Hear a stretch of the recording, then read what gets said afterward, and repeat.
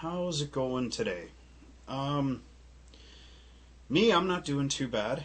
It's been a long couple of days. We just got back from the other city.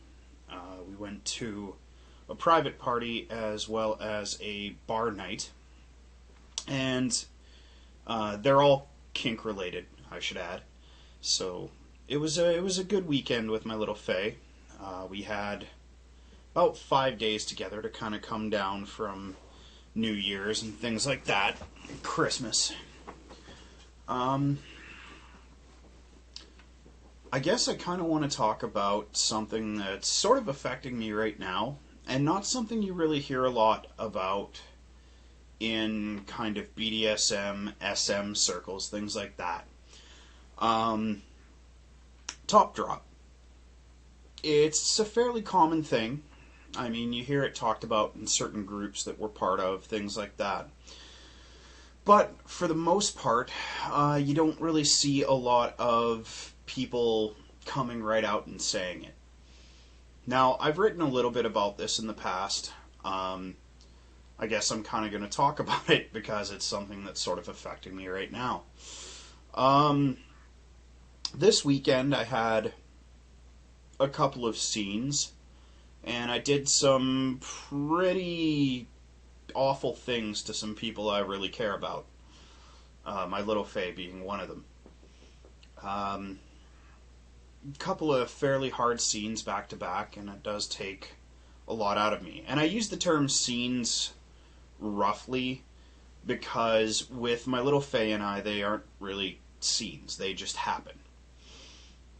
That said, it hasn't really hit me until today, which is a day after. I'm sort of coming down. The endorphin crash is settling in. My little Faye's gone off to work, and it's just sort of been building since she left, I guess. What are some signs, things like that? I mean, it could be all manner of things. It's an endorphin crash, so what you really, really have to be aware of is how you're feeling, how your head's doing, things like that. As tops, generally it's our responsibility to, for lack of a better term, keep our shit together and sort of be the one that comforts our S-types, or in my case, my slave, provided it wasn't a punishment. If it was a punishment, there's a whole other set of aftercare that you can go through, but they do cross over. We'll get into that at some other point in time. I'm thinking for DOMs and masters, tops, things like that. I mean, a lot of the same things still apply.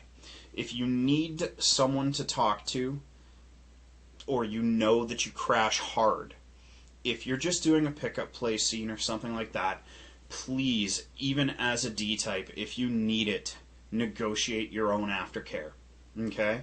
Whether that be phone calls a week down the road, you know, checking in with the submissive or S-type to make sure that they're okay. Whatever you need. Don't think that it makes you weak. We're all human. I always said to my little Faye that the day I don't feel a little something after a particularly heavy play session, with no matter who it's with, is probably the day I should stop doing what I'm doing.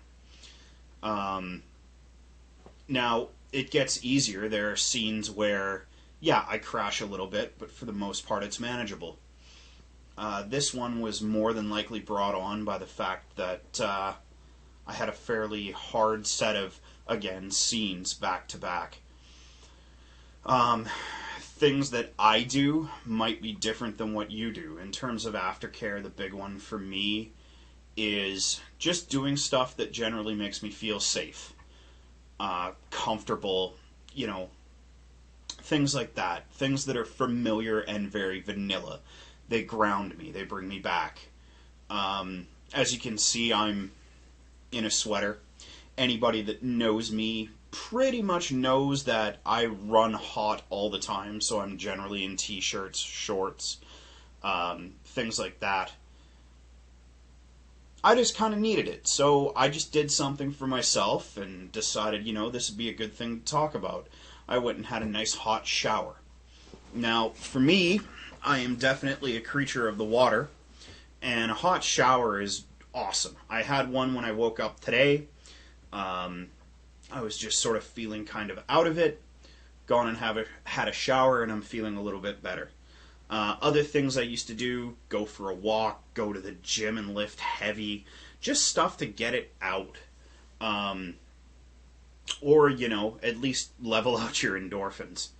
I am a person who at one point in time suffered from severe clinical depression. So when I crash, I can crash very, very hard. That said, before my slave left for the day, she cooked me a meal, something she knows I enjoy because I think she had a feeling I was going to need it. So I had a nice semi-rare steak and some carbs. The other part for me is vaping. I vape. I've mentioned this before. I don't smoke anymore. If I did, I'd probably be smoking. But I up my nicotine a little bit. It's one of those things that helps calm me down. Yeah, it's a chemical. Other chemicals, probably not a great idea. This being what it is, it's still a marginally socially acceptable chemical, nicotine.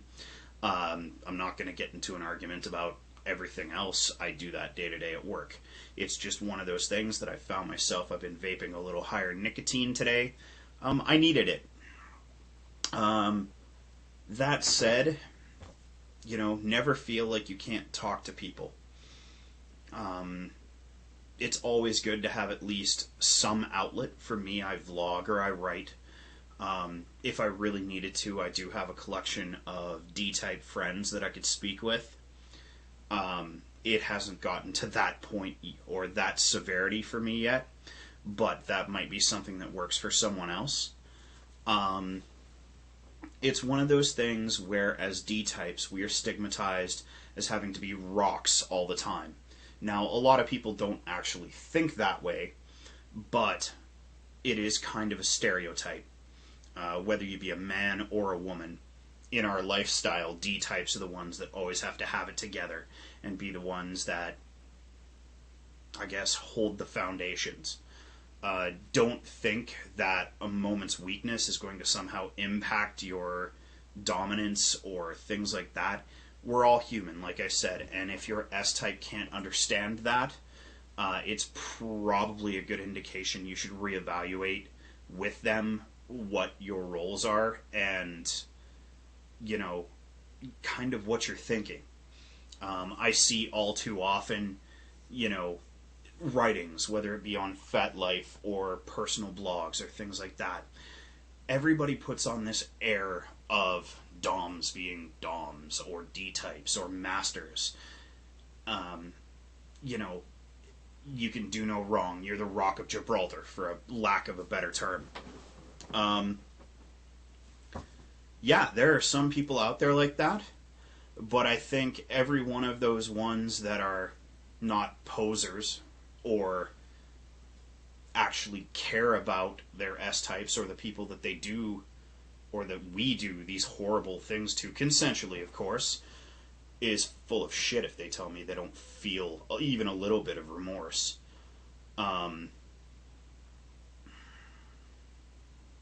Most people can manage that, however, and they've learned to deal with it. I've learned over the years things I need to do afterwards to make myself feel a little bit better, and hopefully, you guys out there can find a routine as well. If you're a submissive or S-type watching this, whether you be a man, woman, ask your dominant. Ask your top, what are you going to need from me, if anything? It's little things like that that go a long way. I'd like to think that, even someone who met someone the same night at a play party and had a scene, there was some form of emotional connection there. If you're emotionally connected to people, show them that you care. Ask what you can do for aftercare for them, because it might surprise them, and they might discover something they didn't know they needed in order to feel better about it or recuperate faster. People always say that there's a real lack of skilled tops, S type or D types, and so on and so forth. And yet, a lot of the D types that I know, we pour so much of ourselves into a scene doing what we do, from planning, organizing, things like that. And sometimes even just spur of the moment stuff, which I actually personally excel at. I prefer not to plan things out, but that's another story. It's one of those things that, you know, we put so much energy in, and even getting, you know, aside from everything else, this one little bit of extra energy from our S-types can mean the world.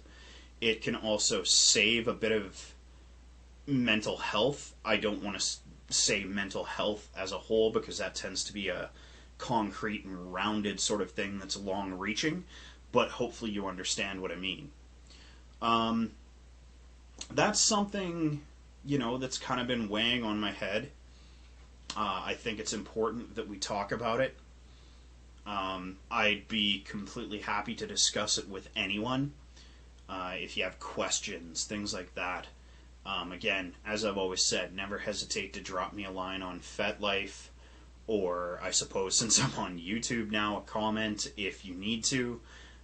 Private message. I've been very, very bad about checking my email that's tied to all of this, and that's something I need to start doing a little more. However, hopefully I've made you think about some things and maybe brought up a few things that maybe you as a dominant or D-type or S-type just weren't aware of. I suppose in the end it all boils down to everybody's human, and everyone's going to need a little reassurance, especially in the world we all play in. You know, some of the things we do, even consensually, can be fairly risky, for lack of a better term. I just hope that in the future this doesn't become one of those things we don't talk about or ignore, because it is something I think for newbies coming into this lifestyle as well, they need to be aware of.